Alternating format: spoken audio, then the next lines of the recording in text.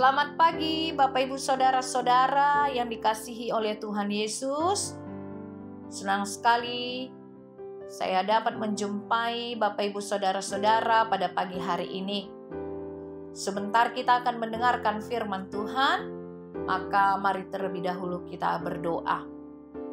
Bapa di surga, terima kasih Tuhan kalau pagi hari ini kami dapat bersama-sama bersekutu untuk mendengarkan firman Tuhan.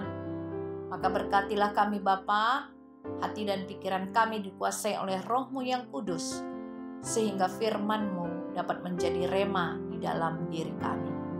Terima kasih Bapa, terpujilah nama-Mu ya Tuhan, di dalam nama Kristus Yesus Tuhan kami. Amin. Bapak Ibu Saudara-saudara yang dikasihi oleh Tuhan Yesus, firman Tuhan yang akan kita dengar pada pagi hari ini diambil dari kitab Yakobus 5 ayat 19 sampai 20. Demikian dikatakan oleh firman Tuhan. Saudara-saudaraku, jika ada di antara kamu yang menyimpang dari kebenaran dan ada seorang yang membuat dia berbalik, ketahuilah bahwa barang siapa membuat orang berdosa berbalik dari jalannya yang sesat, ia akan menyelamatkan jiwa orang itu dari maut dan menutupi banyak dosa. Demikian firman Tuhan. Bapak Ibu Saudara-saudara yang dikasihi oleh Tuhan, ada seorang teman saya yang mendapatkan kesempatan untuk berwisata menyusuri sebuah gua. Kegiatan menyusuri gua tersebut tentu bukanlah suatu hal yang mudah, karena mereka tidak mengenal area di gua tersebut. Karena itu teman saya dan semua peserta yang ikut dalam wisata menyusuri gua itu memerlukan seorang pemandu. Apakah gunanya pemandu itu bagi mereka?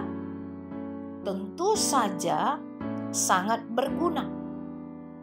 Karena pemandu itulah yang memberikan briefing dan juga yang memberikan perlengkapan keamanan bagi setiap peserta, yaitu teman saya dan semua yang ikut dalam wisata menyusuri gua tersebut. Pemandu itu berada paling depan untuk menemani, menjaga, menerangi perjalanan mereka dengan lampu miliknya, dan memastikan semua peserta dalam keadaan aman. Saya yang mendengarkan cerita teman saya itu tidak bisa membayangkan apa yang terjadi seandainya saja tidak ada pemandu dalam menyusuri gua tersebut. Tentu saja teman saya dan semua peserta pasti kehilangan nyali atau bahkan bisa saja tersesat di dalam menyusuri gua itu, atau bisa saja juga mereka berada dalam bahaya karena tidak mengetahui jalan yang pasti di dalam menyusuri gua itu, dan kegelapan yang ada di dalam gua tersebut yang bisa saja membuat mereka ciut nyalinya atau ciut hatinya. Bapak Ibu Saudara-saudara yang dikasihi oleh Tuhan Yesus, di dalam kehidupan ini kita juga membutuhkan pemandu. Sosok yang dapat menuntun kita, yang dapat membimbing kita dan menjaga kita memastikan kita semua pada jalan yang tepat. Bahkan kita membutuhkan pemandu yang berani berkorban demi keselamatan orang-orang yang dipimpinnya. Agar semua orang-orang yang dipimpinnya selamat. Siapakah pemandu itu? Siapakah sosok tersebut?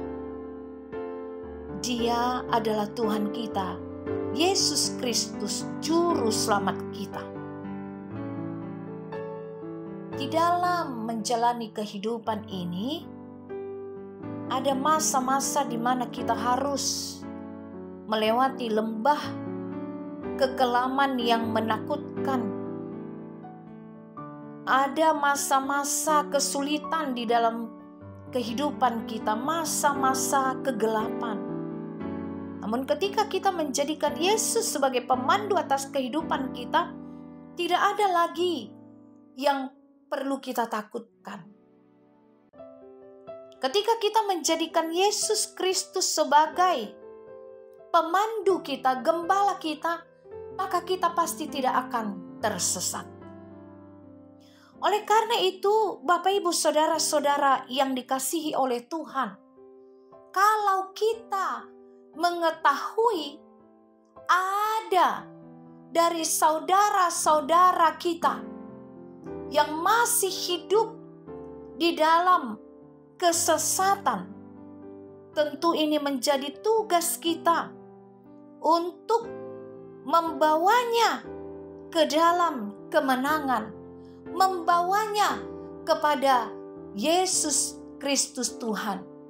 Agar orang yang tersesat itu, saudara kita yang tersesat itu, berbalik dari jalannya yang sesat. Yohanes 14 ayat 6, di sana dikatakan, "Akulah jalan dan kebenaran dan hidup. Tidak ada seorang pun yang datang kepada Bapa kalau tidak melalui aku." Tidak ada yang sampai kepada Bapa di surga, tidak bisa sampai kepada kerajaan Allah tanpa melalui Yesus Kristus. Karena Yesuslah jalan keselamatan itu, jalan kehidupan itu. Karena itu ketika kita tahu seseorang belum selamat jiwanya, masih ditutupi oleh banyak dosa dan hidup dalam kegelapan, maka kita yang sudah menerima keselamatan itu, yang sudah keluar dari kegelapan, kita harus mempersaksikan Kristus Yesus yang telah mati dan yang telah bangkit itu kepada saudara kita yang belum selamat itu, yang masih hidup di dalam kegelapan dosa, yang masih hidup di dalam kesesatan. Tetapi jangan mengandalkan diri sendiri. Kita kadang-kadang sok rohani, Bapak Ibu Saudara-saudara. Kita pikir kita mampu, kadang-kadang kita mungkin erogan atau enggak jago, pasti saya bisa. Saya kan rajin berdoa, saya kan pelayanan di gereja, hidup saya kan selama ini tertuntun percaya kepada Kristus. Sehingga kita tidak hati-hati di dalam memberitakan Injil kepadanya. Tidak dengan hikmat dan kebijaksanaan yang terlebih dahulu kita minta kepada Tuhan. Di dalam memberitakan Injil, Bapak Ibu Saudara-saudara yang dikasihi oleh Tuhan, biarlah Roh Tuhan yang menuntun kita. Kita minta tuntunan Roh Tuhan dalam melaksanakan pelayanan, pekerjaan, pemberitaan Injil. Kita perlu tuntunan Roh Kudus untuk memimpin kita. Kita perlu Roh Kudus untuk terlibat dalam seluruh perjalanan di dalam pemberitaan Injil yang kita lakukan. Sehingga kita dituntun di dalam berbicara, di dalam bertindak, dan di dalam berkata-kata. Sehingga ketika kita ingin membuat dia berbalik dari jalannya yang gelap selama ini, itu semua terpimpin dan berjalan dengan baik. Kita tidak menimbulkan amarah kepada orang yang sedang kita lakukan penginjilan.